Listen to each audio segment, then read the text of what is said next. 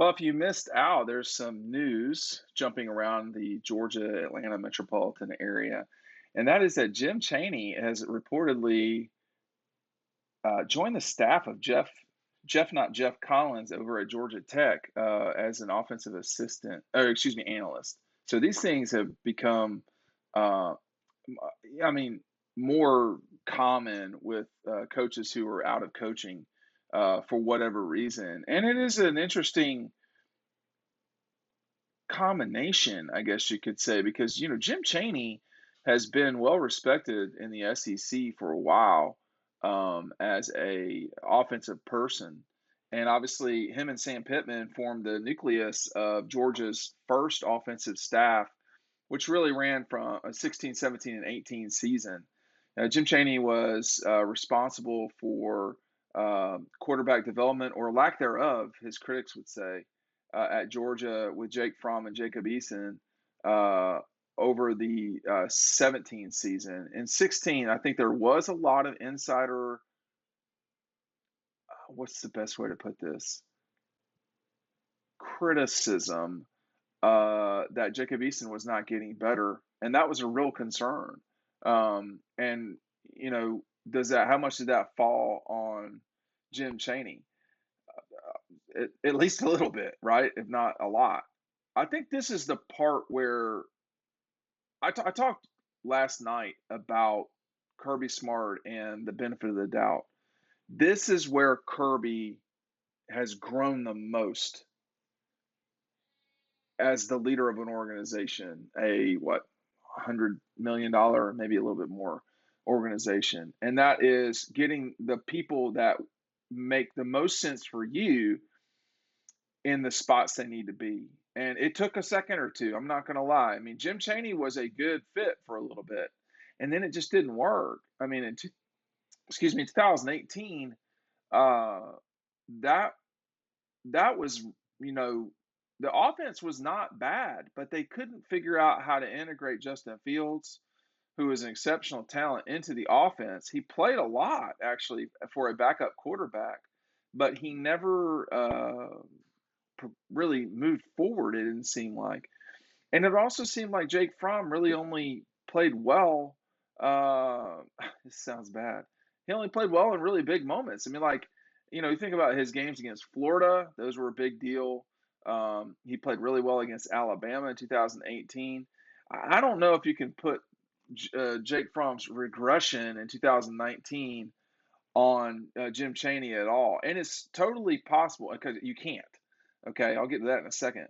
But it's totally possible too. And Jim Cheney talked about this at the Sugar Bowl before Texas, a game that Justin Fields did not play, that it was complicated to get both those guys ready to play, to get that, that it was a challenging quarterback locker room.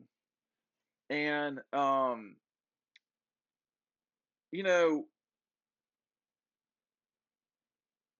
the move that the biggest mistake Kirby has made in his time at Georgia was not renewing was the mistake was not in not renewing Jim Cheney. It's okay to move on from coaches.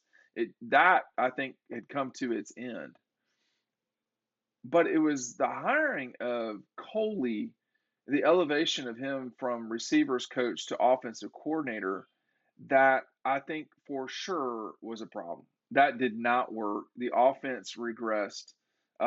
Jake Fromm regressed noticeably, and and I mean, frankly, has not recovered since. It doesn't seem like to me. But that decision to let Coley go, that was the decision that I mean, this sounds so hot take, but that was the decision that led Georgia to win the national championship. Let's keep in mind that both Coley and Jim Cheney had Stetson Bennett on their roster. Now, I would not have started Stetson Bennett over Jake Fromm. I would not have started him over Jacob Eason. But in 2019, I might have thought about it.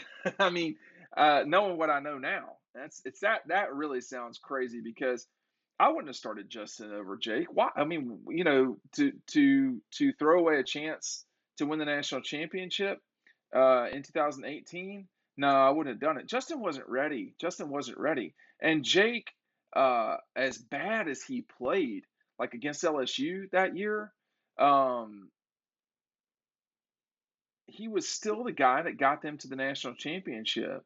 And that was just that mattered a lot. Hey, by the way, make sure you're picking up DAWGSTRUCTION. The link is down below. I almost had one of these ready to go when when Jim Cheney was the offensive coordinator at Georgia in 2017, but Georgia lost in the last play of the game. I should note that Cheney's offense did leave the field with the lead in the national championship game against Alabama, and the team did not win it. And I wouldn't say it was anyone's fault. That was something that he did, and you know, as it relates to I'm talking too much about the past. Not Jeff Collins is not going to be at Georgia Tech for very long. I don't know when that's going to not work, but well, it's not working now. Let's not kid ourselves. And Jeff Collins has done a great job of marketing Georgia Tech football. He's done a really bad job of coaching Georgia Tech football, and to some degree, those are the same thing. But you just can't be this bad. 3-9, 3-7, 3-9. He's not even won 10 games. It's not gonna work. Okay, he's barely the only time it looks to me like the only time he's escaped last place was last year in the Coastal. I can't tell you what 12th place in the ACC means, but it doesn't sound like a very good thing. But this is not good. This is not a good situation at Tech. There's been a lot of discussion of this was going to take a long time anyway. Okay, but this year 4, and I just it's not working. I mean, I would very if I talked in the past about I'm not sure if Florida should have gotten rid of Dan Mullen or at least been so quick to do that. But damn, I mean, I don't know what Tech's waiting around on. Dan Mullen, you can't compare these two creatures. I mean, Dan Mullen won an Orange Bowl. I believe he won a Peach Bowl. People can correct me, but he was getting them into the top 10. This guy can't have a winning. He doesn't have a winning record. I mean, he's 11 games under 500 as a head coach. Period. Now that he's been at Tech, he's 9-25. Now, that's just my take on it. He's nice. He's not going to be successful. Jim Cheney is not going to help him go where he needs to go. And then I mentioned Dan Mullen. I mean, Jeff Collins has worked under Dan Mullen in the past. He was also with Jim McElwain at Florida as the defensive coordinator. He has very good lineage and places he's worked at: Alabama, Mississippi State, Florida. But he's not working as a head coach. And Georgia's not losing the Tech. Okay, that's just hard to imagine.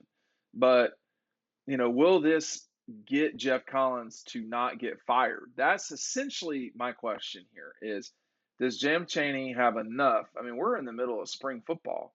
Does he have enough gravitas to, in this 6-month period, get Tech ready for a season that will make or break, Jeff Collins' career? Because you're not going to get another shot after you do that poorly. Even if it is, Georgia Tech, they're going to start off with Clemson and get their jaws knocked in by the Tigers, and then they'll play Western Carolina, and then they're going to get their face smashed in by Mississippi.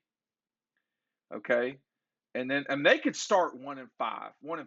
Well, they could. There's no telling, but they could start. They play Tech. If Tech plays Clemson to start, Western Carolina, who they will beat. Then they play Ole Miss, UCF, and Pitt. They play the last two on the road. Oh man. So then they play Duke, Virginia, Florida State, Virginia Tech, Miami, North Carolina, and they could win 3 games. I mean, they probably will win 3 games. I don't see, besides the Western game and maybe the Duke game, although Uh, yeah, I mean, I don't know if they're going to win more than 3 games, so I don't see this working. But that's me. I'm not even making fun or being sarcastic here. I am not an administrative official at Tech. I don't know what they're dealing with. I don't. I would just tell you right now. I have family members of mine who I'm very close with. The passion's not there. There's something's got to change at Tech if they want to approach where they were before they hired Jeff Collins, because it ain't there. And if you we knew that, I mean we knew it was bad, but the Georgia game when there were virtually 20% of the crowd were Tech people, that tells you, to me, you got a real problem. They could have fired Jeff Collins and in theory tried to get Dan Mullen or, whoever else, but it's not working with Jeff Collins.